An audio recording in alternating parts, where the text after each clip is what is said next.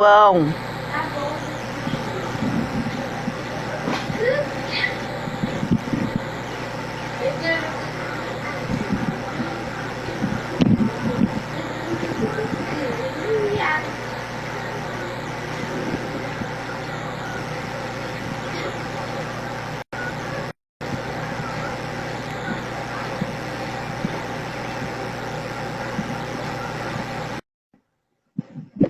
Bom dia, pessoal. Só vou incluir a doutora Thaís aqui e a gente já começa, tá bom?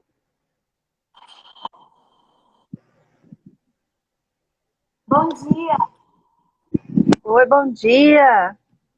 como está? Como você tá por aí? Tudo bem? Aquela correria de sempre. Muito feliz por estar fazendo essa live, né? Acho que você também está, né, Ale? Muito feliz. A primeira live aí só de meninas. Eu estou muito contente, né? E eu acho que vai ser muito proveitoso. A gente vai falar sobre muitos temas importantes, né? Esperar o pessoal entrando aqui. Nós já temos aí 31 pessoas online. Sejam todos muito bem-vindos. Vou começar aí, Thaís, a gente se apresentando, né? Eu sou a Alexandra Moreski, né? Sou advogada, especialista em Direito à Saúde, sou presidente da Comissão de Direito à Saúde da OABDF. Eu atuo bastante na área de saúde, especificamente muito com pacientes, né? Eu atuo bastante na área com pacientes. Eu atendo muitas associações, muitos pacientes com doenças raras, trabalho muito com muitas crianças típicas, né, atípicas e mais nessa área mesmo. E você, Thaís? Eu sou a Thaís Maia, sou advogada também, sou presidente da Comissão de Bioética e Biodireito da OAB, eu sou especialista e mestre em bioética pela Universidade de Brasília, presidente da Comissão de Bioética e Biodireito da Ordem. Agora há pouco também me tornei gestora em saúde pelo Albert Einstein e a minha atuação ela é muito voltada para os prestadores de saúde, mas muito com um foco de prevenção de riscos. Então, o meu escritório trabalha de forma a prevenir os riscos. Então, acho que a gente trabalha pensando muito tempo o paciente como finalidade, né? Então, é um trabalho que é diferente, mas que se conecta também com o trabalho da Alexandra, eu acredito. É muito importante a gente ter essa colocação aí, porque o trabalho da Thaís é bem diferenciado, né? Eu já tive a oportunidade de trabalhar com ela mais de uma vez, e a gente realmente vê que é um trabalho diferenciado no sentido de ter a atenção do paciente. Ela busca sempre que o profissional médico ele tenha esse cuidado, essa preocupação com o paciente. Então, assim, a gente vê que tem bastante essa questão do cuidado com o paciente, do direito do paciente, né, do respeito à vontade do paciente, que isso é muito importante para o profissional médico. Até porque a gente consegue fazer com que esse profissional tenha uma demanda muito menor do que ele teria se ele atuasse de forma como normalmente todos atuam, né? Fala um pouquinho do seu trabalho extrajudicial, Thaís. É exatamente isso, até porque entra aí também um aspecto muito importante da bioética, que é a autonomia do paciente, né? E a questão do reconhecimento da vulnerabilidade desse paciente, que eu acho que são elementos que a gente vai tangenciar hoje também, né, Alexandra? Isso, que é muito importante. Vamos dar uma situada para o pessoal sobre a questão da saúde pública, né? A gente começa aí, que é a minha especialidade, né, mais direta. E aí eu vou te passar para você falar um pouquinho da questão da bioética nesse momento aí de pandemia. A gente teve aí em janeiro, né, a determinação, na verdade, a OMS veio e disse que o coronavírus era uma pandemia. A gente já tem aí a proporção que isso tomou. E é muito importante a gente lembrar e ressaltar que as pessoas, às vezes, vêm muito me questionar, posso que com a Thaís também, com relação a porquê da necessidade do isolamento social. A questão do isolamento social é uma questão muito importante para que as pessoas entendam, e eu sempre estou ressaltando e explicando essa situação, porque a importância do isolamento social não é por conta da taxa de mortalidade do vírus, que o vírus é uma taxa de mortalidade até baixa, considerando a quantidade de pessoas que estão contaminadas. O problema é a questão da saúde pública. Não existe no mundo um sistema de saúde que esteja pronto para atender a quantidade de pacientes que vão ficar doentes e vão precisar de tratamentos de nível de graus médio, alto e até elevado. Então, não existe um sistema de saúde pública no mundo, não é um problema só do nosso país. Lógico, a gente sabe que a gente tem um sistema de saúde que é deficitário, que a gente tem déficit de RH, tem todos os problemas de estruturação, mas não é um problema que a gente pode falar assim, o problema é só no Brasil. Não, não é. É um problema mundial. Porque a quantidade de pessoas que vão precisar de respiradores, que vão precisar de acesso à UTI, que vão precisar ser tratadas, que vão ser acometidas pela doença de forma grave ou gravíssima, é muito alto, muito mais do que o sistema de saúde consegue abarcar. Então, a importância do isolamento social é porque a curva de aceleração, e a gente está ouvindo isso sempre em todos os jornais, todas as entrevistas, a gente precisa diminuir a curva de aceleração. O que isso quer dizer? Quer dizer que as pessoas precisam ser contaminadas de forma mais lenta. Não pode ser uma curva muito ascendente, ela tem que ser uma curva mais moderada, para que a gente não entre em falência do sistema de saúde. E aí a gente vai ter questões bioéticas muito sérias nesse momento, né, Thaís? A gente já está acontecendo lá na Itália, né? Eles estão tendo que optar por salvar a pessoa com 80 anos ou salvar a pessoa com 50. Né? Eles já estão tendo que escolher. Fala um pouquinho sobre isso, Thaís. Eu acho que isso que você está comentando é importante, porque todos os recursos são limitados, né? Então, todos os recursos de saúde, recursos de educação, não existem recursos ilimitados, né? Então, esse é um ponto que é bem importante. E aí a gente não pode, todo mundo, ficar doente precisando das mesmas coisas ao mesmo tempo. Né? Então, o Brasil, inclusive, tem um número de UTI até que pode ser considerado um bom número. Só que, assim, as pessoas elas, vão precisar de respiradores, as pessoas vão entrar todas na porta de entrada, né, da saúde pública brasileira. E é importante a gente colocar aqui que tá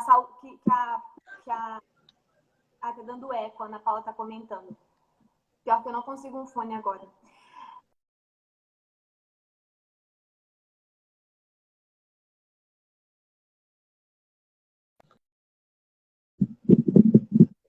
Um quarto da população brasileira tem acesso ao sistema privado de saúde. Então, esse também é um outro ponto que vale a pena a gente pensar nisso. E aí, a escassez... A minha voz está baixa. Gente, sua voz está baixa. Eu vou pegar um fone já, só vou concluir esse pensamento, tá? E aí, a escassez de recursos demonstra aí um grande conflito da bioética, que é a escolha de quem vai fazer o uso desses recursos que existem. E isso é extremamente sério, né? Deixa eu pegar um fone. Ale, você retoma rapidinho que eu preciso eu quero fazer uma relação com o Então, vamos lá, pessoal. Como a Thaís estava falando, é a questão dos recursos que são finitos, né? A gente tem aí, no Brasil, a gente já tem estudos que comprovam que a nossa quantidade de profissionais de saúde é comparável à dos países desenvolvidos, da Europa e etc. Contudo, nós temos um país continental, então acaba que a gente precisa de mais profissionais do que a gente efetivamente precisaria, do que esses outros precisariam, né? Então retoma aí o pensamento, Thaís. Só um segundinho, peraí. Oi, pessoal, vocês estão me ouvindo? Agora tá melhor. Tá. Então, o que acontece? Em 1967, teve um hospital em Seattle, nos Estados Unidos, que recebeu a primeira máquina de hemodiálise desse hospital. E aí, haviam muitos pacientes que precisavam... Fabrício já está falando da 100% melhor, né? Então, haviam muitos pacientes que precisavam usar essa máquina de diálise, só que não se tinha ainda como escolher, né? Então, é o que a gente está vendo que está acontecendo em outros países e que deve acontecer aqui no Brasil também. Só que não vai ser máquina de hemodiálise, vai ser leito de UTI e respirador.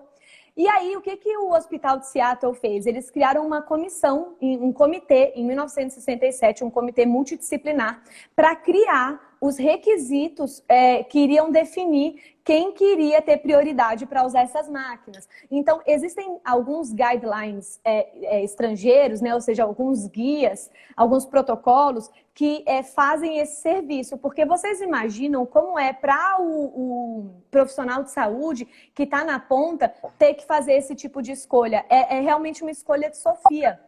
E esse é um conflito bioético extremamente sério. Só que daí, por que eu falei de 1967? Porque aqui no Brasil a gente não tem atualmente um órgão institucional que trate dessa questão, que tenha esse tipo de trabalho, de tomar uma decisão que tangencia tanto a ética e que vai ter as suas consequências. Ou seja, quem é que vai resguardar a escolha desses profissionais que estão ali na ponta? Não é verdade? Então, esse aí já é uma previsão de um conflito que com certeza vai poder ser judicializado também, dependendo de como tudo isso acontecer. Só para vocês terem noção, na semana passada, no Washington Post, teve uma matéria que um hospital lá dos Estados Unidos já estava discutindo a possibilidade de uma ordem de não ressuscitação universal para todos os pacientes que tivessem paradas cardiorrespiratórias, pacientes de coronavírus. E o motivo eram dois motivos. O primeiro, para proteger os profissionais, os enfermeiros e os médicos, ou seja, para que eles não fizessem a ressuscitação. E o segundo motivo, para dar andamento para o tratamento de outros pacientes que precisavam daqueles equipamentos.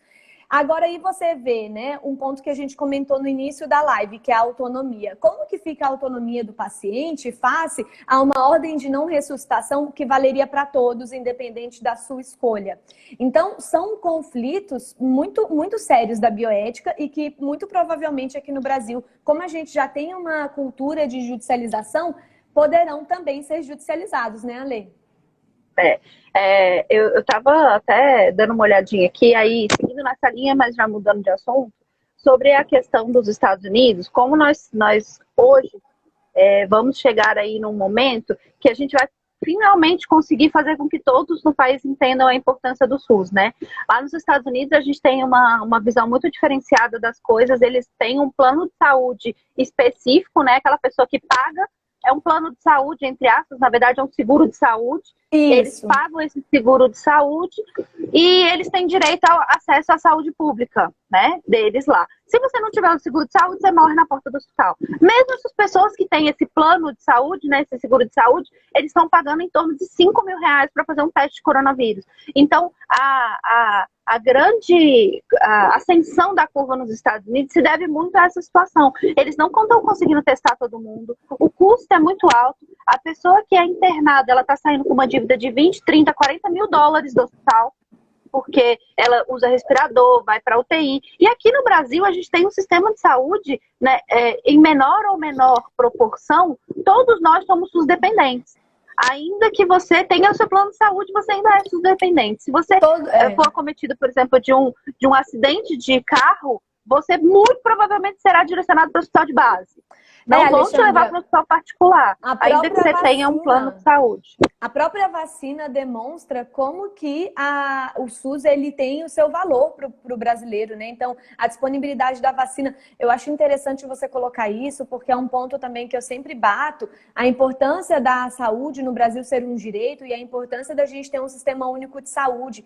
As pessoas não têm parece, né? Não são todas, mas muitas pessoas não têm essa compreensão, não têm essa noção. Só bate no SUS, claro que ele tem muitos defeitos também, só que a gente também é usuário do SUS, ainda que você tenha plano de saúde, você tem várias possibilidades com o Sistema Único de Saúde. E eu não sei se eu comentei com você, mas desde o ano passado eu tenho tido o comportamento de usar mais o SUS para eu conhecer mais, até para eu poder criticar, né? Então não adianta também só eu estudar na teoria, né? E não me utilizar para eu poder criticar também da melhor forma, né? Isso.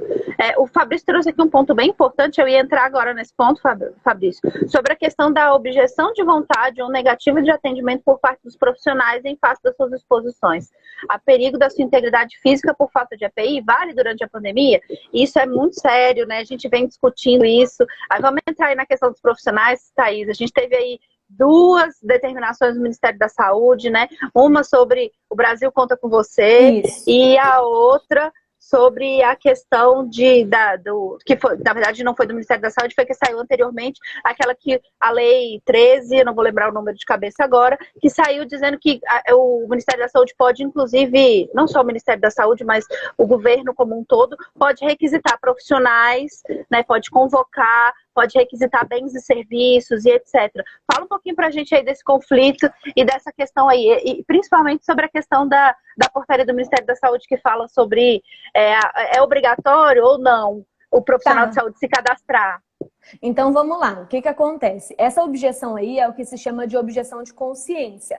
Ela é uma prerrogativa e um direito do profissional de saúde, né? E ela é prevista, por exemplo, no Código de Ética Médica. Então, é uma possibilidade, sim. Só que ela não é absoluta. Então, é importante também a gente comentar isso. Eu acredito que a maioria das pessoas que estão nos assistindo são do meio jurídico e já tem essa noção de que não existem direitos absolutos. Da mesma forma, isso para a objeção de consciência também, ela não é absoluta, ou seja, ela não é oponível em toda e qualquer situação.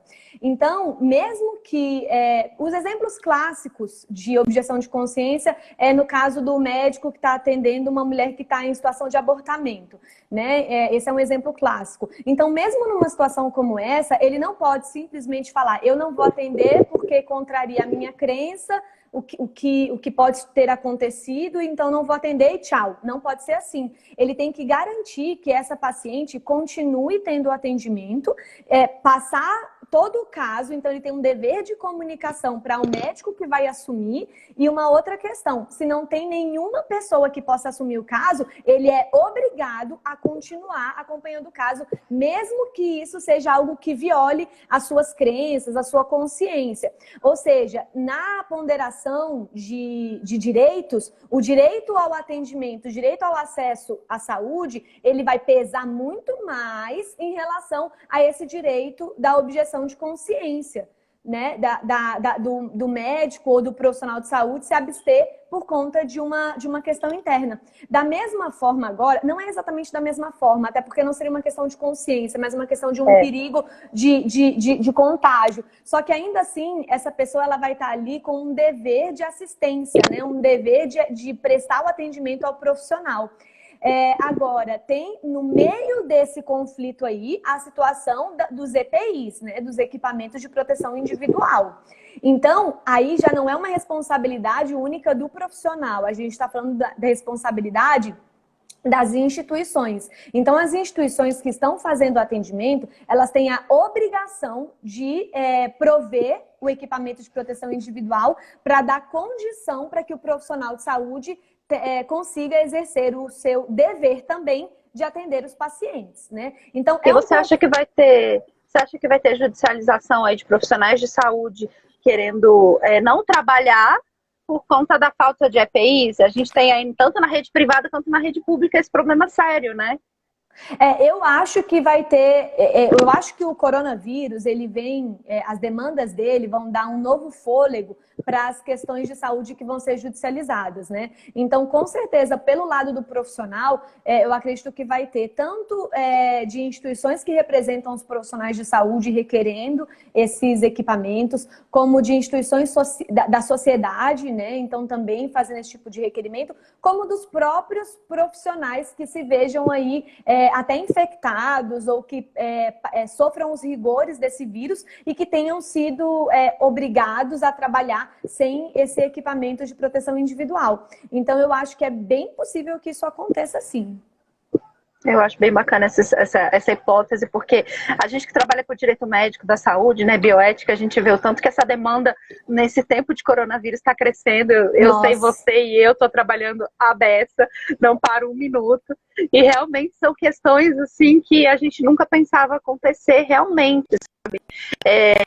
Essa questão dos órgãos privados que então, já estão acontecendo. Ontem, inclusive, numa reunião que eu estava tendo com algumas associações de profissionais, né? Alguns conselhos de profissionais, etc. Eles estavam exatamente falando sobre isso, da questão dos profissionais privados, em especial os enfermeiros, né? Essa semana foi demitida uma enfermeira do IGES, acho que tem uns 2 ou 3 dias, exatamente por isso. Ela veio reclamar que não tinha equipamento de proteção suficiente e aí ela foi desligada por conta disso. Então, assim, é uma questão, até aí a gente vai para a seara trabalhista, é um assédio moral, é um tipo de assédio moral, não é? Você obrigar o paciente o paciente não, o profissional, a colocar a vida dele em risco, porque a gente sabe que o coronavírus é uma doença que pode levar à morte, tá aí os números para provar. Ele é obrigado a colocar a vida dele em risco por conta da falta de EPI. Na área privada isso é muito mais sério. Na pública a gente ainda consegue ter essa mediação, mas na área privada, como fica na área privada? Você que aí é gestora de saúde, vai poder me dizer direitinho como isso vai funcionar. E o pessoal, eu tenho certeza que está com muita dúvida. Então, na área privada, isso vai depender muito de cada entidade, de como cada entidade vai se comportar e perceber como que vai trabalhar essa questão aí dos equipamentos. Porque também pode acontecer da entidade privada, ela se vê de mãos atadas, né? Ela está recebendo o paciente de um lado e não está recebendo EPIs de outro. Ou seja, a gente está vendo algumas situações em que as compras de equipamentos, elas estão frustradas. Não só equipamento de proteção individual, mas equipamento até para paciente, né? Então, hoje, o que a gente está vendo acontecer no mundo, de países comprando respiradores, de países estruturando leitos, é o que a gente teme que vai acontecer no Sistema Único de Saúde. Ou seja, todo mundo precisando das mesmas coisas ao mesmo tempo. Então, na instituição privada, isso provavelmente vai depender muito de como essa instituição ela vai se estruturar. Então, tanto se estruturar no âmbito das suas políticas internas, de como ela está se preparando para receber esses pacientes e cobrar os seus profissionais também, e aí já entra toda uma questão de gestão de agenda, de gestão de leitos, né? Então, tem todos os aspectos de gestão mesmo. E também vai depender de como ela se preparou, a sua reserva de equipamentos também, né? Como que é esse fornecimento, com quem ela tem parceria, com quais fornecedores, como que ela negociou isso. E aí entra toda uma questão de documentos na área de saúde para fortalecer essas relações e não deixar ninguém descoberto. Agora, que pode acontecer, como eu comentei, da instituição se ver de mãos e pés amarrados, também pode acontecer. Eu acho que vai ser uma situação muito difícil, como a Lili está falando, vai ser realmente uma situação muito difícil. E uma coisa que a gente nunca preveu, né? Acho que na história do mundo a gente nunca passou por uma situação como essa, né? Eu acho que a gente já teve grandes pandemias na história da humanidade, mas nada como essa do coronavírus. Realmente está sendo assim um divisor de águas para a gente que trabalha na área de saúde. Eu queria falar um pouquinho aí, Thaís, sobre aquela questão da portaria do Brasil Conta com Você. Eu queria falar um pouquinho sobre isso.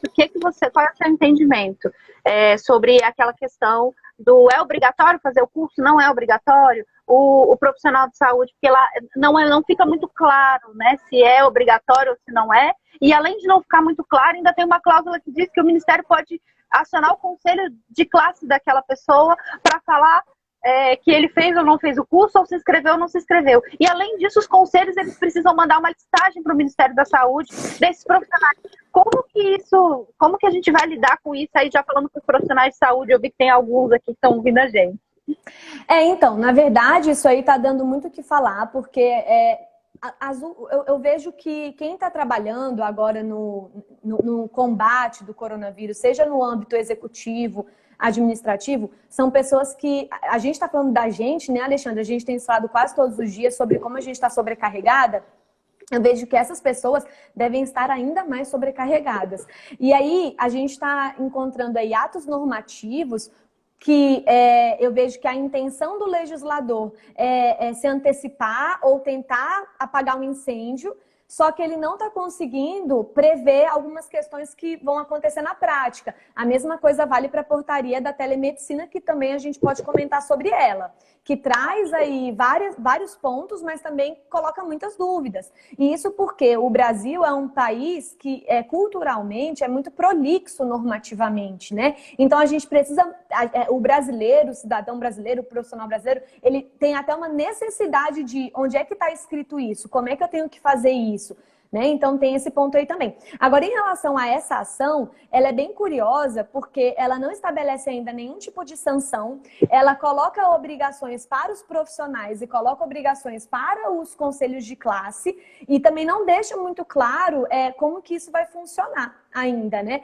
Então, o que eu suspeito que deve acontecer é que mais atos normativos devam vir para regulamentar isso aí, a depender da demanda desses profissionais também, tá? Então, eu acho que nesse primeiro momento, a intenção foi justamente de conhecer a quantidade de profissionais de cada área, até porque, como você já comentou, o Brasil é um país muito grande, então o vírus ele pode, ele está se comportando, ele está se manifestando de formas diferentes, né? Em cada lugar, em cada ambiente, nós temos aqueles estados com uma taxa de contaminação muito alta, com taxa de óbito mais alta do que outros. E a gente sabe que isso é uma onda que pode passar em um estado e aumentar em outro estado. Aumentar em outro. Ou seja, a gente pode tá diante de uma situação em que esse cadastro ele vai ser necessário para fazer o remanejamento de profissionais pelo Brasil a depender dessa demanda. Só que também isso ainda não está claro. Então, essa ação, nesse primeiro momento, é justamente, eu acredito, né, para que esses órgãos, principalmente o Ministério da Saúde, como órgão federal executivo, que ele conheça a quantidade, né, ou seja, de quantos profissionais o Brasil pode contar, para daí, então, ele poder fazer esse remanejamento. Na França, está acontecendo um remanejamento de pacientes, né? Então, o norte da França ali, um pouco para o ladinho, assim, meio nordeste da França, está sendo mais atingido. E aí, o que eles estão fazendo? Eles estão levando pacientes para serem tratados mais para o sul da França, mais para outros lugares, onde tem mais recursos. Então, eu acho que futuramente esse cadastro ele vai se mostrar essencial também. Muito interessante. Eu queria agora trazer a questão da telemedicina, que eu acho que a gente precisa falar sobre isso. E já já a gente vai falar sobre os pacientes. É que eu estou deixando a Thaís falar sobre a área, ela é muito boa nisso. Eu vou falar um pouquinho da telemedicina. Vamos. O Fabrício acha que no final da pandemia o saldo vai ser positivo e que vai acabar essa discussão sobre usa ou não usa a telemedicina, funciona ou não funciona, eu posso ou não posso. Eu, inclusive, estou fazendo uso de tratamento psicológico via telemedicina. Eu venho fazendo, né, até por conta desse momento aí da pandemia. Eu acho que todos estão muito ansiosos, presos dentro de casa. Então, eu realmente estou fazendo tratamentos e já tive atendimento, inclusive, do pediatra do meu filho também por telemedicina, que ele não estava muito bom da garganta, eu estava com medo de levar ele na emergência, então eu entrei em contato, a pediatra me atendeu por Skype. Então, o que você acha sobre essa questão da telemedicina, Thaís? Finalmente vai sair?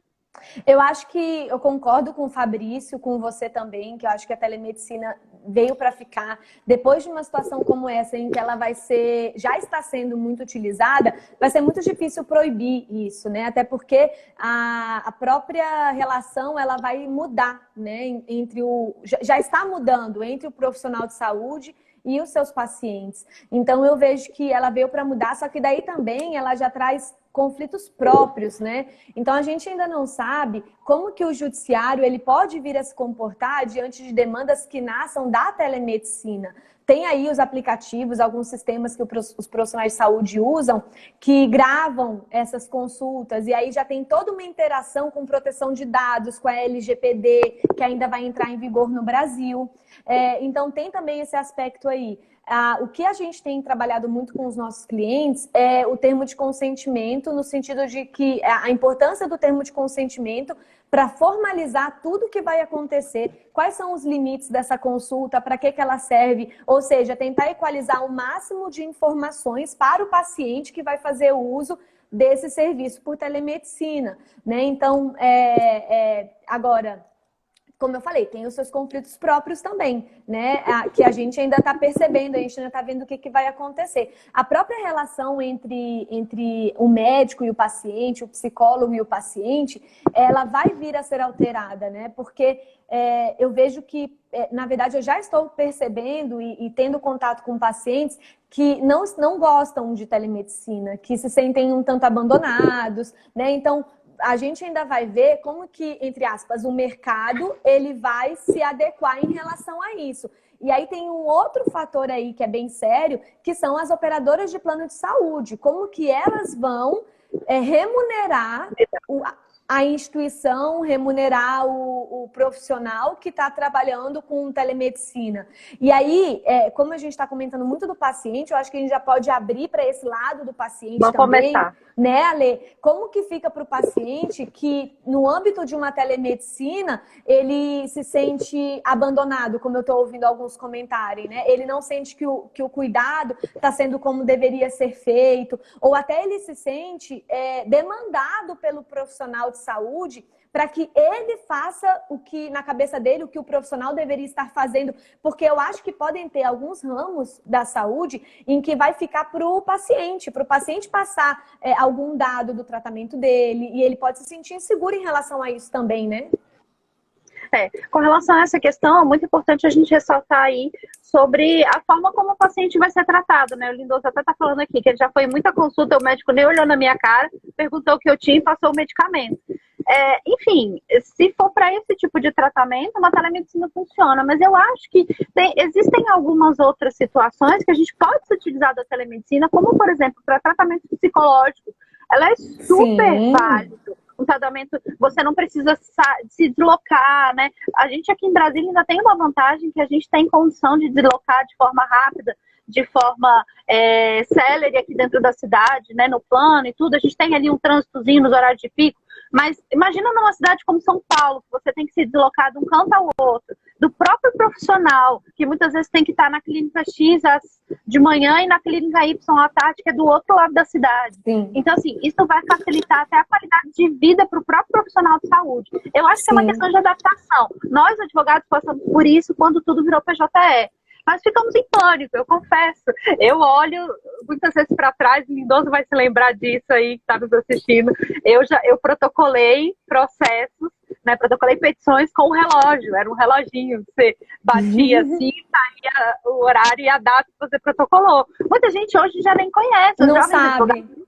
O que é isso? Então, eu acredito que vai ser uma transição mesmo desse momento aí, até para os próprios pacientes se adaptarem. Os nossos clientes, né, achavam esquisito, mas agora eu não posso ir no fórum para ver meu processo. Não, você tem uma chave que você vai entrar no seu processo, você vai poder ter acesso ao seu processo, essa chave é retirada na vara. Eu acho que na telemedicina vai ser assim, vai ser uma transição interessante. E eu acredito que, aí o Fabrício também é dessa época, eu acredito que a gente vai ter momentos aí de grande aprendizado para o paciente e para o profissional médico, né? Que vai permitir que a gente tenha aí um ganho tanto remuneratório, que eu acredito que para o profissional médico vai ser um ganho remuneratório, quanto para os próprios planos de saúde, porque eles vão poder dimensionar essas questões até de pagamento de forma mais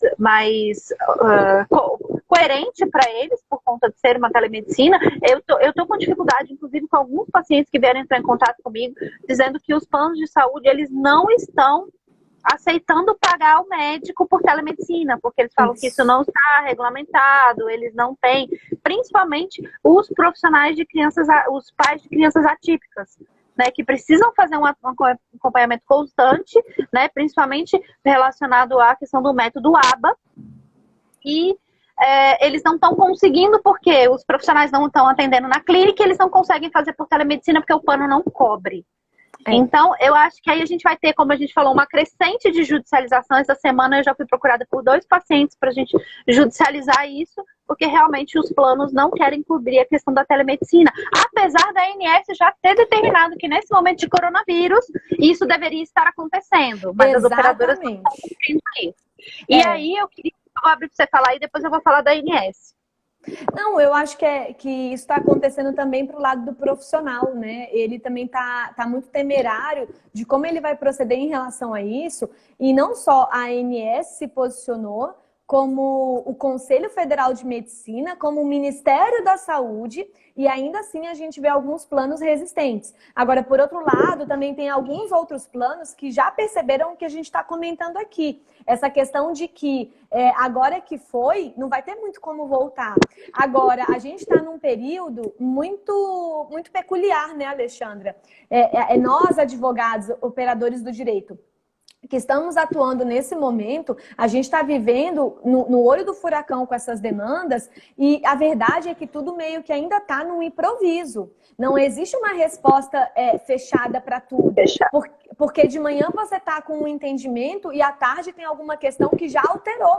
Né? Então, tudo está acontecendo realmente muito rápido. Então, assim, eu acho que a gente tem que, nesse ponto, né, da telemedicina e pensando muito nos pacientes, chega um momento em que a formalização do que acontece ganha uma relevância muito grande, né? Então, a importância dos documentos na área da saúde, a importância que os profissionais do direito que trabalham nessa área consigam ajudar e cooperar no sentido de instrumentalizar essas relações, vai ser extremamente importante tanto para o tratamento em si, como também para, numa situação futura, caso alguma das partes queira judicializar, porque se sentiu lesada em algum ponto também, né?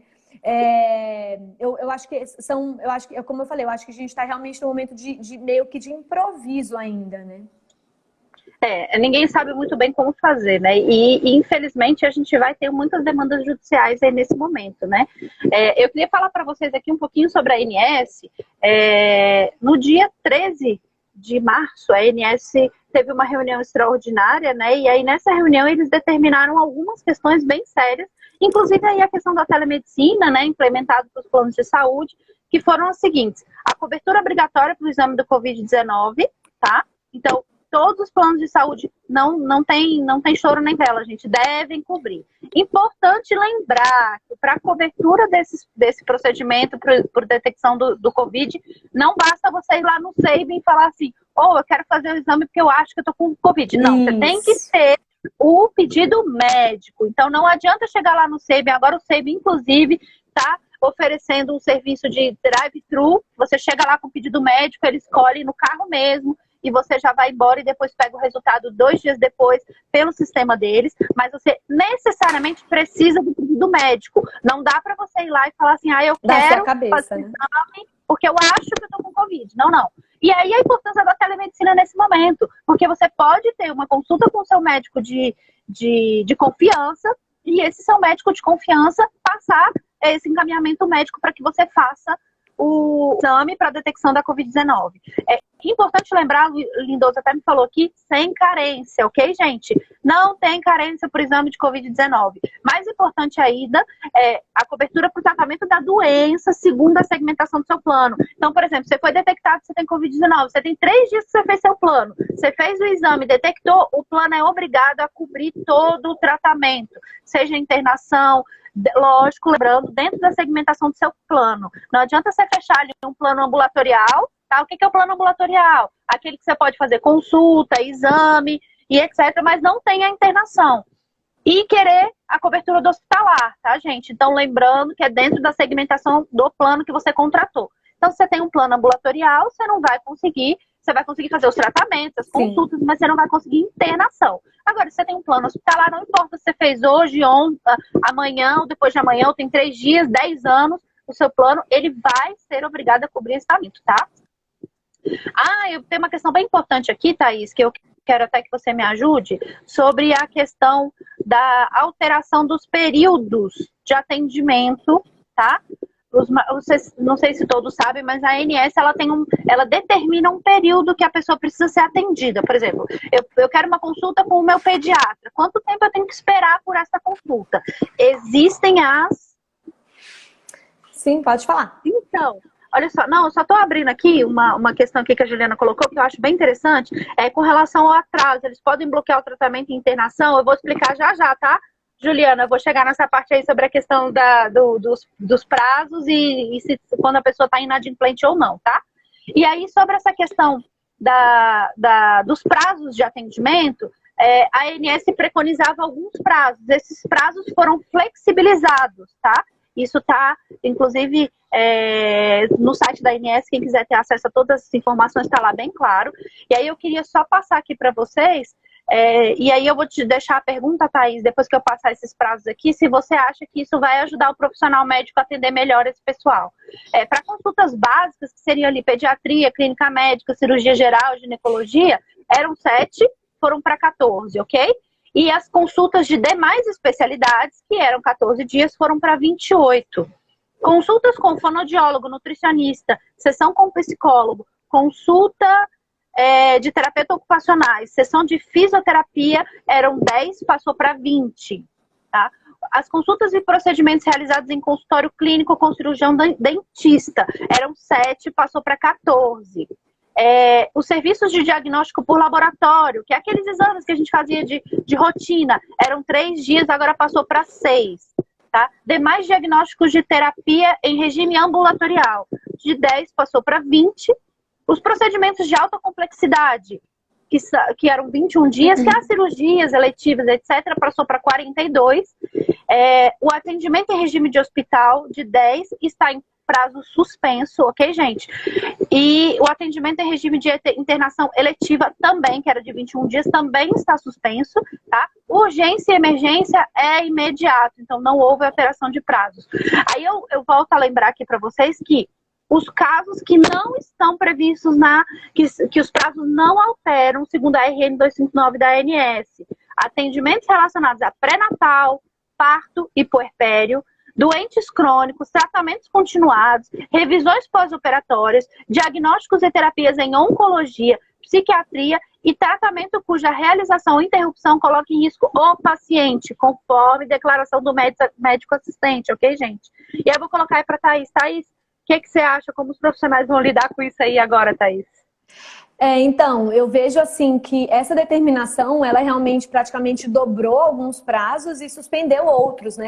E ela casa com uma outra recomendação aí da ANS, que já tem algumas semanas, ou seja, logo no início de tudo isso que a gente está vivendo aqui no Brasil, a ANS já se posicionou em relação a priorizar as questões emergenciais, de modo a não priorizar mais as questões eletivas. E isso, assim que começou toda essa situação, foi um ponto também que nós duas comentamos, né, Alexandra? Porque o que acontece? No âmbito dos fluxos internos das instituições de saúde, quando você começa a adentrar nesse ponto, você percebe que a questão de gira-leito e tudo mais, de ocupação de leitos, as cirurgias eletivas, os procedimentos eletivos, eles acabam roubando, entre aspas, os leitos emergenciais. Então, os procedimentos eletivos e os procedimentos emergenciais, eles têm que ser muito bem conhecidos pelas instituições para que se consiga mapear em que momento o procedimento emergencial ele acaba acontecendo mais, porque sempre tem algum ponto do dia em que ele vai ser mais comum, para daí no outro momento você encaixar os procedimentos eletivos. Então, naturalmente, instituições, entre aspas, de ponta, né, elas já fazem esse tipo de mapeamento. Por exemplo, o Albert Einstein, ele prioriza os seus procedimentos emergenciais num determinado período e coloca os eletivos para um outro período, justamente para ele conseguir sempre ter leito. Agora, o que a gente vê é no sentido de não só numa situação de você fazer uma boa gestão, mas você, de fato, deixar de atender as questões que são eletivas para poder ter o espaço para todos. E aí, essa determinação, ela vai ao encontro disso. Ou seja, tudo aquilo que tinham prazos menores em que a pessoa ela poderia, quando não atendida, fazer alguma reclamação, alguma notificação à ANS, fazer esse tipo de cobrança, esses prazos eles são dilatados para que as instituições e os profissionais eles consigam dar atenção para aquilo que de fato está sendo mais emergencial nesse momento agora, que é um momento que, como a gente também já comentou, nunca antes vivido pela nossa sociedade. Então, é importante que haja esse tipo de concessão, porque você já imaginou se esses prazos eles continuassem da forma como eles sempre foram, que as notificações, se as notificações continuassem também da forma como sempre foram, e ao mesmo tempo o profissional de saúde sendo o gestor da saúde sendo cobrado no sentido de atender às demandas do coronavírus e também as demandas de telemedicina e também as demandas dos seus pacientes. Né? Até porque também eu vejo que essa medida ela pode desencorajar que a gente, nesse momento agora, vá fazer consultas eletivas. Então, por exemplo, agora eu vou fazer a minha revisão ginecológica do ano. Não, eu não vou fazer agora, né? Porque eu tô desencorajada a fazer. Ideal, não é ideal que eu faça agora. Então, tem também muito de uma educação do próprio paciente. Então, o paciente, ele também tem que contribuir nesse momento, né? A minha mãe tem 72 anos, eu sempre acompanho ela em todas as consultas dela. E ela estava justamente nesse início do ano agora fazendo todas as revisões dela. E aí suspendeu tudo. Falei, não, mãe, não vai fazer revisão ginecológica, revisão cardíaca. Vamos suspender, porque não é o momento de ficar indo em hospital, de ficar indo em laboratório para o que pode ser feito depois, né? Então tem também aí uma conscientização do próprio paciente, né, Alexandra? Isso. Todas essas colocações aí estão previstas na RN 259, viu, gente? Quem quiser acessar para ver a íntegra disso tudo.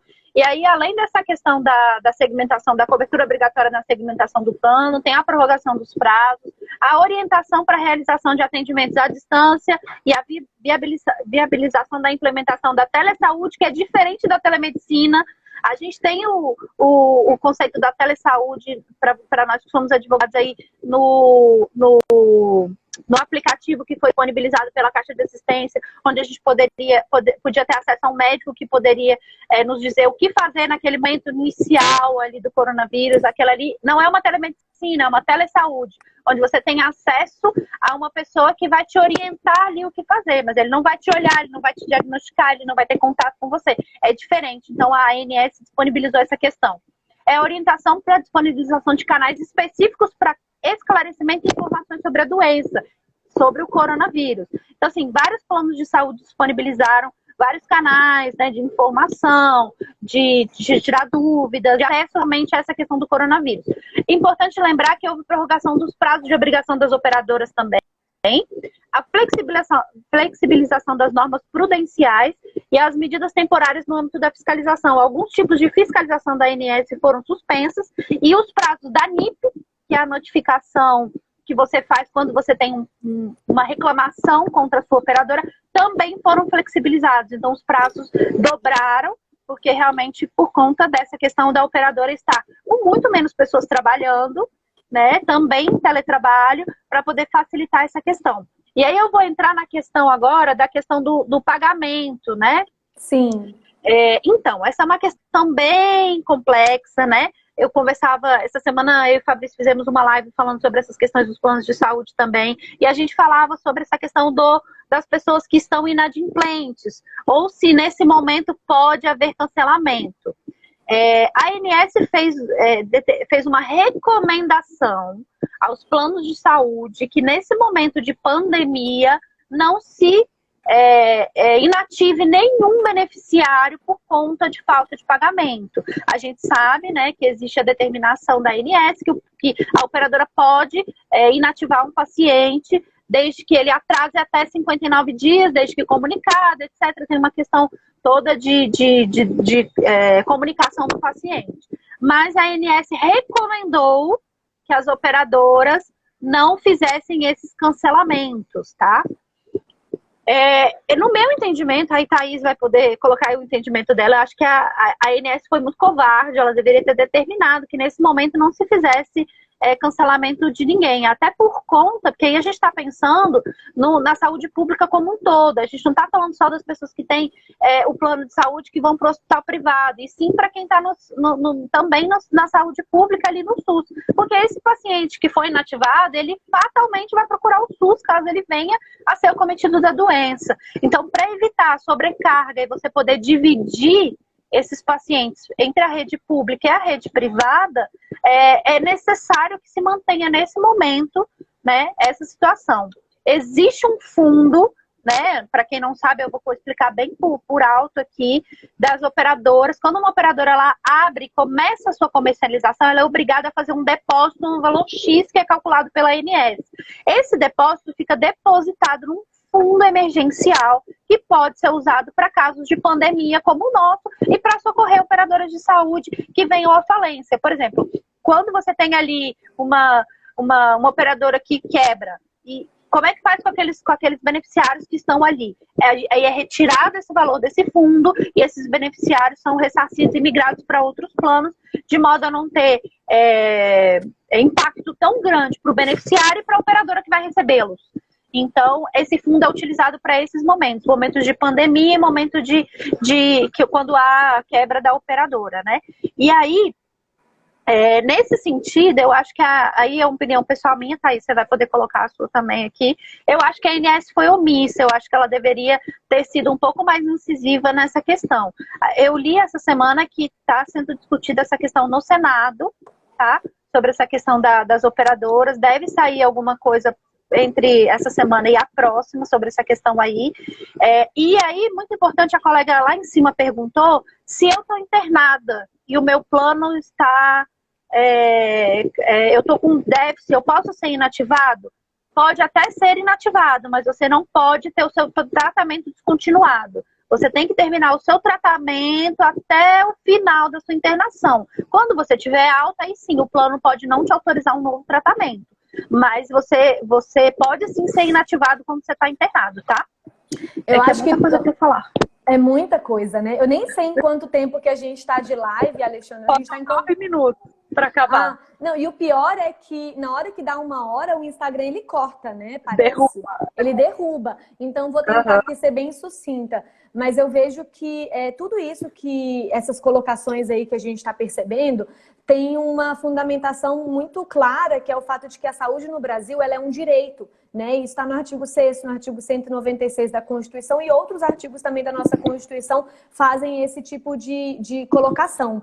E isso, como você colocou no início da nossa live, é diferente dos Estados Unidos, né? Então, os Estados Unidos não têm essa percepção, não só os Estados Unidos, outros países também, não têm essa percepção da saúde como um direito. Eu concordo com você também, principalmente pelo efeito reflexo que isso pode levar no nosso sistema. Ou seja, o fato de não ter sido uma determinação da ANS pode colocar ainda mais sobrecarga no Sistema Único de Saúde, que a gente vê que, como eu comentei, 3/4 da população hoje dependem unicamente do Sistema Único de Saúde. E a verdade é que quando lá em 1988, foi admitida a saúde suplementar no Brasil, a intenção ali era que toda a população brasileira fizesse uso do SUS. Só que a saúde suplementar no Brasil realmente virou um negócio, cresceu muito, né? Até por questões aí de benefícios trabalhistas também entram nesse tipo de influência, nesse fator. Eu acho que esse é um momento, já até me encaminhando para a finalização dessa fala, né? Eu acho que esse é um momento em que todo mundo vai perder um pouco, e todo mundo tem que aceitar isso, né? Você vai perder um pouco, mas o outro também vai perder. Todas as relações que a gente tem hoje em dia, você vai estar perdendo para poder contribuir para o próximo, né?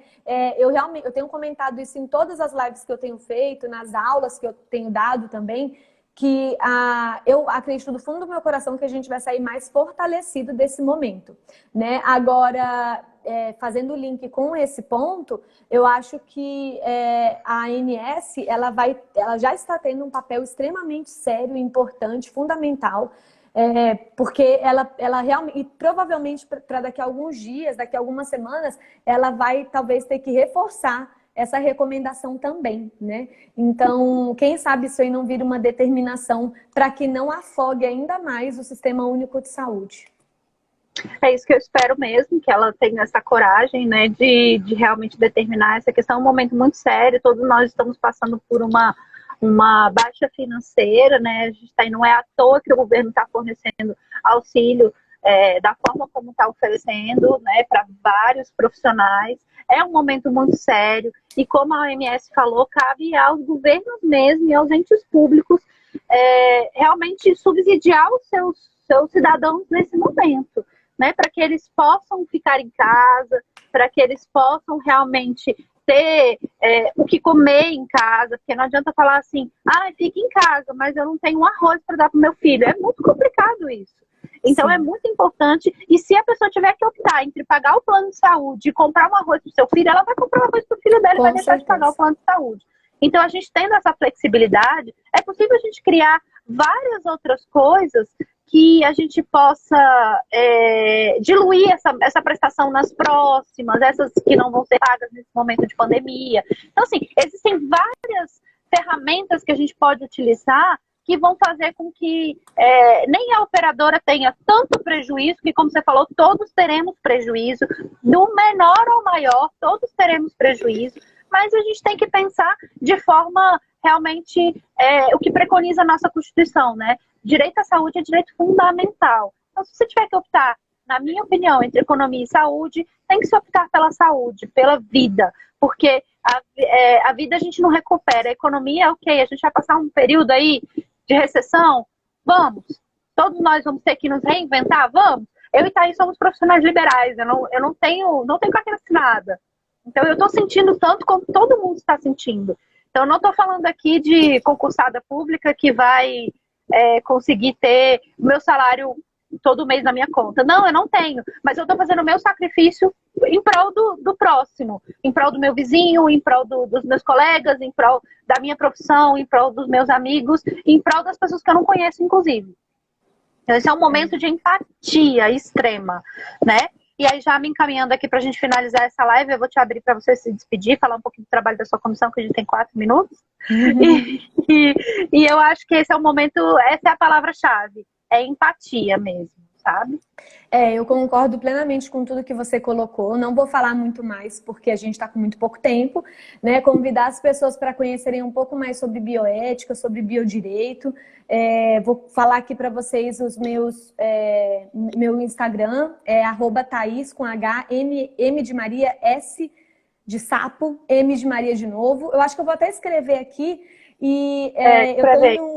Eu vou escrever aqui. Eu tenho um Instagram também que é sobre prática jurídica nessa área, que eu e a minha sócia iniciamos essa conta só para falar sobre prática jurídica na área da saúde, e a gente tem comentado muito sobre o trabalho que a gente tem feito nesse momento, né? Inclusive tem palestra gratuita lá, tem muita coisa, se chama Bioéticas na Prática. Eu escrevi também agora, Bioéticas na Prática, também mandei para vocês. Então, quem está aí que queira conhecer, pode seguir também esses perfis. E a Comissão de Bioética está aberta para que vocês, quem quer entrar, quem quer debater esses conflitos, né, Alexandra, que a gente comentou aqui agora, eles tangenciam a saúde pública, tangenciam a bioética, e a gente precisa de pessoas interessadas e que queiram contribuir, né? Como a própria Alexandra comentou, a gente está agora no momento em que está trabalhando, muitas vezes, nem é pela gente, também é pelos outros, né? E é isso, muito obrigada. Exato. Bom dia, já estou me despedindo para você poder falar aí. Vou deixar o meu convite aqui também, gente, para quem quiser conhecer o trabalho da comissão. A gente tem um trabalho muito acirrado aí na área de saúde pública. Eu vou deixar aqui o meu Instagram, vou deixar o Instagram da comissão também, tá? Quem quiser acessar, fique à vontade. A gente trabalha realmente com intenção de fazer o bem para o próximo, né? Principalmente nós que trabalhamos aí na área de saúde, uma área que a gente trabalha com as coisas, com a situação um dos momentos mais difíceis da pessoa. Ela só vai te procurar ali naquele momento realmente que ela está precisando. Então, saúde pública é direito fundamental. Eu sempre falo e repito isso, né? Que todos têm direito à saúde e é dever do Estado. Então, vamos reconhecer o nosso SUS, cuidar do nosso SUS, fazer com que ele cada dia mais possa atender mais pessoas. E fico aí com o meu abraço, o meu beijo para todo mundo. E até a próxima. E mais uma vez, obrigada, viu, Thaís? Foi ótimo. Obrigada, Alexandra. Obrigada a todo mundo que acompanhou. Várias pessoas aí que também são nossos colegas. A Gabriela Marcondes, a Raquel, o Délio entrou, o Poli, a Célia, o Lindoso. Um beijo para todo mundo. Saudade de encontrar todos, mas a gente vai passar por isso. E todo mundo que eu não conheço também, um beijo para vocês. Se cuidem, tenham um ótimo dia, uma ótima semana. Obrigada. Beijo, gente. Tchau, tchau.